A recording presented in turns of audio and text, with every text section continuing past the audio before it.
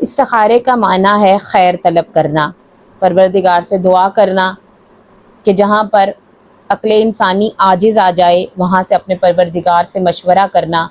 کہ کوئی کام جس کی سمجھ آپ کو نہیں آ رہی کہ وہ آپ کے لیے خیر کا عمل ہے کہ بد کا عمل، تو اپنے پروردگار سے مشورہ کیا جا سکے۔ استخارے کے بہت سے طریقے ہمارے معاشرے میں رائج ہیں، جن میں سے ہم آپ کے سامنے بیان کرنے کی کوشش کریں گے کہ کون سا طریقہ بہت زیادہ استعمال کیا جاتا ہے اور کون سا طریقہ بہت زیادہ صحیح ہے۔ تو آپ کو بتاتے چلیں کہ سب سے پہلے جو استخارے کا طریقہ ہے وہ یہ ہے کہ انسان 2 رکعت نماز ادا کرے اور پروردگار سے دعا کرے کہ پروردگار میں نے اس کام کی نیت کر لی ہے، چاہے وہ کام اپنا گھر بدلنا ہو، گھر خریدنا ہو، کاروبار کا آغاز ہو، کاروبار کی منتقلی ہو،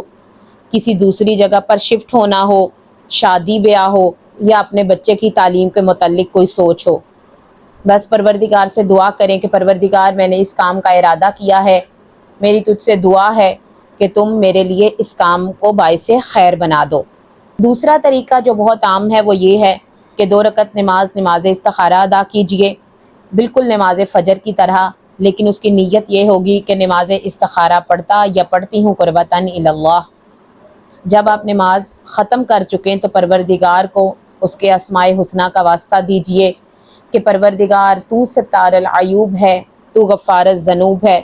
محمد و آل محمد صلی اللہ علیہ وآلہ وسلم کا واسطہ دیجئے کہ پروردگار تو میرے اس کام کو میرے لیے باعث خیر بنا دے جس کا میں ارادہ کر چکا ہوں۔ نماز ختم کرنے کے بعد آپ اپنے معمولات زندگی میں مشغول ہو جائیے، لیکن آپ کے ذہن میں یہ بات ہونی چاہیے کہ میں 2 رکعت نماز استخارہ ادا کر چکا یا کر چکی ہوں۔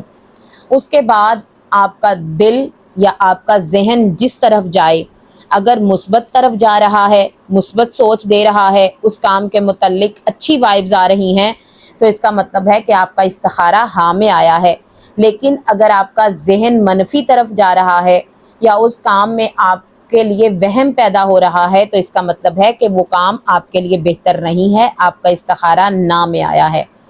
تیسرا طریقہ جو ہمارے ہاں بہت زیادہ عام ہے وہ یہ ہے کہ تسبیح سے استخارہ کیا جاتا ہے، یا پتھر سے استخارہ کر لیں، یا چاول کے دانوں سے کر لیں، یا دال کے دانوں سے کر لیں۔ سب کا طریقہ ایک ہی ہے کہ آپ مٹھی بھر کر پتھر اٹھائیے، یا چاول کے دانے اٹھائیے، یا دال کے دانے اٹھائیے، اور 2 کر کے ان کو علیحدہ کرتے جائیے۔ اگر آخر میں آپ کے پاس 2 دانے بچے ہیں تو اس کا مطلب ہے کہ آپ کا استخارہ منع آیا ہے، اور اگر 1 دانہ بچ جائے تو اس کا مطلب ہے کہ آپ کا استخارہ ہاں میں آیا ہے۔ یہ عمل ہم بالکل اسی طرح تسبیح پر کرتے ہیں کہ 2 جگہوں سے تسبیح کو آپ اپنی مرضی سے پکڑ لیجئے اور ایک طرف سے 2 دانے کر کے پلٹنا شروع کر دیجئے۔ اگر آخر میں تسبیح پر آپ کے پاس 2 دانے بچے ہیں تو اس کا مطلب ہے کہ آپ کو منع کیا جا رہا ہے، اور اگر 1 بچ جائے تو اس کا مطلب ہے کہ آپ کا استخارہ ہاں آیا ہے۔ یہاں پر بات روک کر آپ کو ایک اور بات بتاتے چلیں کہ ضروری نہیں ہے کہ 2 کا مطلب نہ ہے اور 1 کا مطلب ہاں ہے۔ یہ آپ کے ذہن پر ڈیپینڈ کرتا ہے کہ اگر آپ نے استخارے کا آغاز کرتے ہوئے ذہن میں یہ سوچا تھا کہ اگر 2 دانے بچ جائیں گے تو وہ اس کام سے منع کیا جا رہا ہے، اور اگر 1 دانہ آ جائے گا تو اس کا مطلب ہے کہ استخارے میں ہاں آئی ہے، تو آپ بالکل اپنے ذہن کے مطابق عمل کریں گے۔ ایک اور طریقہ جو ہمارے معاشرے میں بہت زیادہ عام ہے وہ یہ ہے کہ پرچی کے طریقے سے ہم استخارہ کرتے ہیں۔ وہ کس طرح، میں آپ کو بتاتی ہوں کہ آپ 3 طرح کے کاغذ کے ٹکڑے لے لیجئے، بالکل ایک ہی سائز کے۔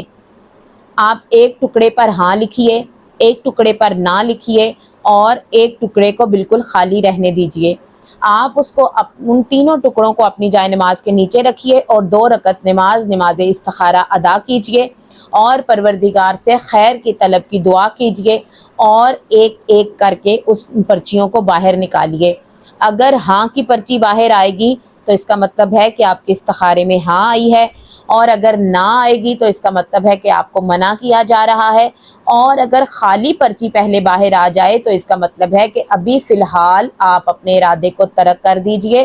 کچھ عرصہ گزرنے کے بعد یا کچھ وقت گزرنے کے بعد آپ استخارے کے عمل کو دوبارہ ادا کیجئے۔ ایک اور طریقہ جو ہمارے معاشرے میں بہت عام ہے، جس کو قرآنی استخارہ کہا جاتا ہے، اس قرآنی استخارے کا طریقہ کار یہ ہے کہ آپ 2 رکعت نماز استخارہ ادا کیجئے، بالکل نماز فجر کی طرح، لیکن آپ کی نیت نماز استخارہ کی ہونی چاہیے۔ آپ نماز کو مکمل کیجئے سلام کے ساتھ، اور پروردگار سے دعا طلب کیجئے، اور قرآن پاک کو پکڑ کر اس کو کھولیے۔ جہاں سے قرآن پاک کھلے آپ اس سے مزید 7 صفحے آگے پلٹیے، اور 7ویں صفحے کے 7 لائنیں چھوڑ کر آپ قرآنی آیت کو پڑھنا شروع کیجئے۔ اگر وہ آیت اللہ کی رحمت کی دلیل بن رہی ہو، یعنی مثبت بات کر رہی ہو، کسی کو انعام دینے کی بات کی جا رہی ہو، کسی کو اچھے لفظوں میں یاد کرنے کی بات کی جا رہی ہو، تو اس کا مطلب ہے کہ آپ کا استخارہ ہاں میں آیا ہے۔